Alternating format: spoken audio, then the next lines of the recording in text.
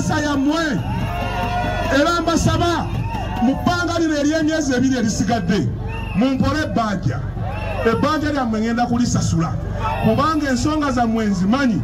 Abakyala abali wano ababonaabona n'abaana ababonaabona n'obuvunaanyizibwa Haji Ntege y'ensonga. Era nze mmwe abakyala mbayita bazira. Abaami abasinga obungi twafuuka baddoona, tubadoneetingira abaana ne tubabalekera. Haji Ntege agenda kujja ng'atandikira ku bakyala mmwe ababonaabona mmwe b'empeta abazira.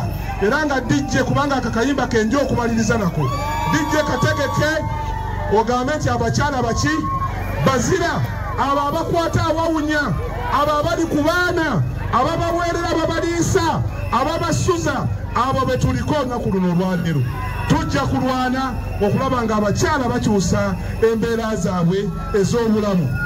Ebyo byonna tubyogera nga tukakasa nga tubyogera misana kubanga ffe tulina be tuswalira. Ebigambo bye twogera tetubiddamu era ebigambo biba bituufu. Njagala mutuwa obwesiga mumanye nti ffe bannannyini nsonga era tujja kuzikolako kubanga ensonga ezo tuzimanyi. Mutungo bwegoowo n'ebigambo ebyo manyi nti muli bakoowu n'akaseera kaweddeyo. Batuwa obudde buno butono tute abantu ng'obudde bukyali misa kutuuka ewaabwe. Nsaba DJ ateekemu akayimba ako ak'abakyala bazira ate tulabe nga wano. Njagala okwaniriza kansala Nakalyango ajje wano kubanga obedda njagala kwala omukisa okwebaza bannamakingi ate naddala inpaticula bannakibuye wano we tuli olwaleero. Eno zooni we tuli bayitawo Nsuwa ze zimu ku zooni ennyingi ezikola Kibuye wano.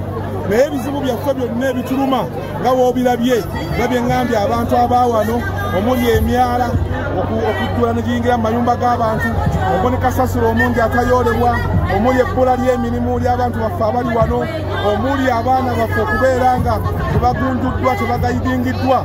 Tulowooza ng'omukulembeze agenda okuddako tugenda kuba n'amasajja kubanga amakazi matono okulaba nga tusitula omutindo gw'abantu baffe, nga twempawalinga abantu baffe financially, nga tukola emyalo egyo kubanga buvunaanyizibwa bw'abakulembeze, buvunaanyizibwa bwa gavumenti okulaba nga etereeza emyalo egyo n'ebintu bira bifaanagana ng'ebyo. So ensonga endala yonna eri ku bakyala, fe abasajja ennaku zino mukimanyi twafuuka baddoona.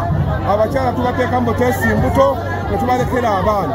Ndowooza ng'obukulembeze bwange ng'omukulembeze w'e Makindye wano nja kumeekinga shuwa nti abakyala baffe abo ababonaabona, abakyala abazira abo tugenda kulaba nga tubempawalinga financially nga tuyita mu saako zaffe kubanga mukimanyi Haji Ntege yatandika dda saako ezigenda okukwata ku mbeera z'abakyala. Ng'oli yeewolamu akasente akatalina interest n'asobola okulaba nga alabirira amakaadi. So ebyo na program zirina kifaanagana ng'ezo tujja kuzikola inshallah.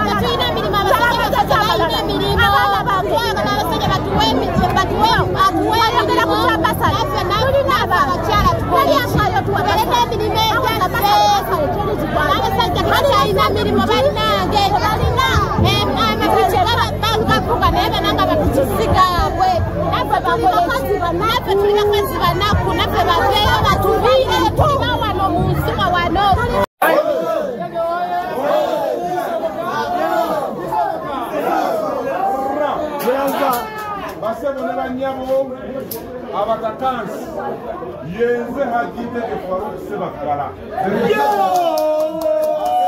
omukulembeze mwasaze wamwe kubanga mwasazeewo dda.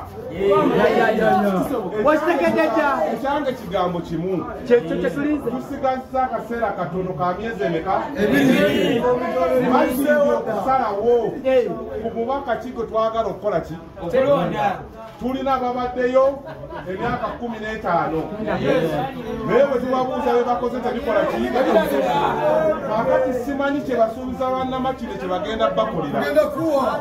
Bonna abalala bamuwadde ebiri eyo mubimanyi. Naye njagala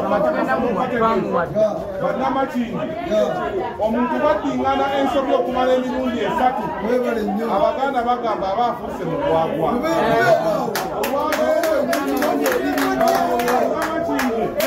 Saagala tuddemu tukole ensobi ng'ate mulina omuntu omutuufu gwe muteekeddwa okulonda abafuzi abayihajite.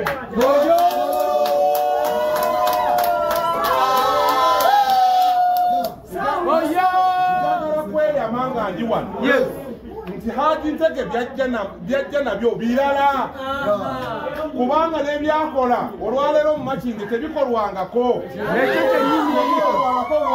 Njagala muko obwesige temukyusa nnoomu zammwe ebigamba abo abajja bakomba emimwa nga bagisiimuula mubagambe nti Makindye ya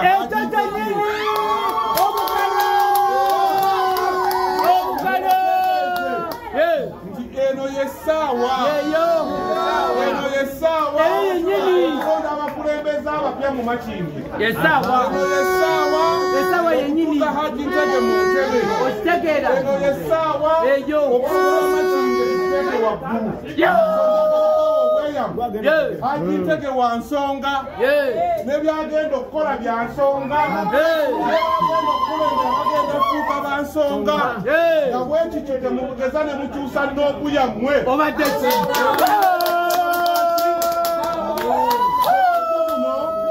Twe abasajja Abaganda tulina empisa. Bwe bajja muno mubaanirize naye mubalage ekiziti erino.